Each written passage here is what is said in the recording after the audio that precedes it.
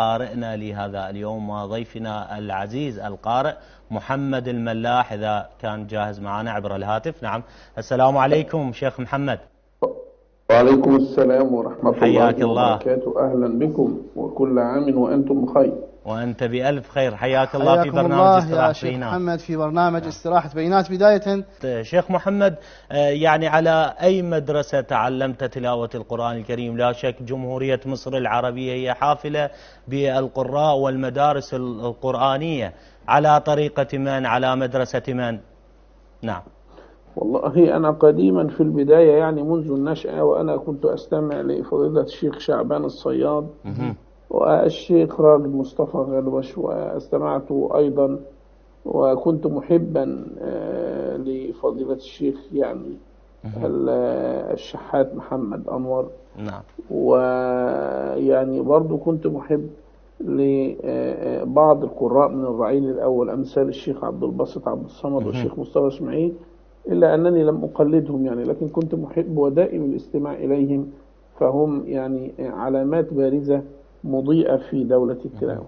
أحسنتم. طيب شيخ محمد، يعني خليني أستفيد من حضرتك ويعني من خلال هذا الاتصال.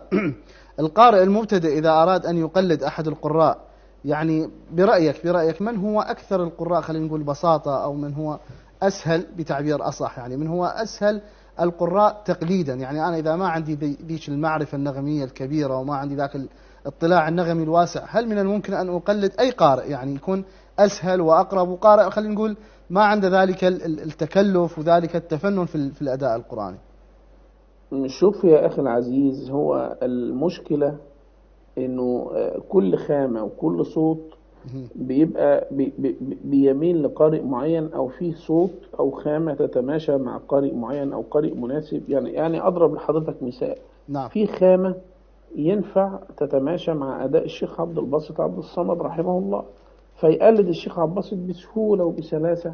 ما ينفعش الخامة دي تمشي مثلا مع الشيخ مصطفى اسماعيل رحمه الله، ما ينفعش تمشي مع خامة الشيخ الشحات أنور. فبالتالي وكذلك في خامة تانية تنفع تقلد الشيخ البهتيمي رحمه أو الشيخ الطبلاوي، وما يعرفش يقلد الشيخ عبد الباسط عبد الصمد. فكل واحد أولا قبل الموهبة يعني هي بتبقى خامة صوت وأداء ومساحة صوتية من خلالها يقدر إن هو يقول للقارئ ده أو ما يقولش للقارئ ده. يعني مثلا شيخ مثلا مبتدئ لسه وعاوز يعني يقلد شيخ معين يمشي، فبالتالي بيبحث عن مدرسة قريبة من مساحة صوته أو قريبة من إحساسه أو قريبة من أدائه، يقدر يتجول حواليها كده علشان يطلع أجمل حاجة ويطلع أجمل أداء، يبقى قريب من هذه المدرسة.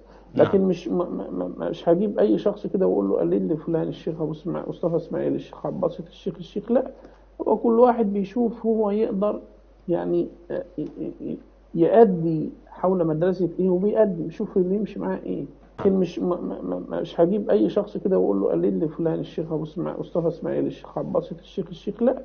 هو كل واحد بيشوف هو يقدر يعني يأدي حول مدرسة وبيأدي، يشوف اللي يمشي معاه نعم. طيب شيخ محمد، ذكرت أنك بدأت على طريقة القارئ شعبان الصياد رحمه الله، هل لا زلت مقلدا للقارئ شعبان الصياد أم اتخذت أسلوبا خاص بك؟ والله أنا أحاول أن أتخذ يعني منذ فترة أسلوبا خاصا فريدا في الأداء لا أقلد فيه أحد. ما شاء الله، جميل. لأنني دائما أقول المقلد محيي لغيره مميت لنفسه. أقلد ليه؟ أنا كنت أقلد في البداية، ما دام قلت بقى واتدربت واتعلمت خلاص بقى خد مدرسة لنفسك. يعني تعتبر الاستمرار على التقليد أمر خاطئ يميت القارئ؟ خاطئ جدا، خاطئ جدا. ليه؟ خلاص انت في البداية عشان لسه بقى مبتدئ، مش ليس محترفا ليس وهكذا بتمشي بقى تقلد. لكن خلاص ما دام أديت والصوت خلاص واتدربت وبقى عندك مساحة صوتية وبقى بقيت بتسمع ودنك نظيفة بتعرف الأداء، خلاص خد بقى مدرسة لنفسك، خلي الناس بقى تقلدك يعني حتى فعلا تحيي نفسك لا تحيي غيرك. أحسنت.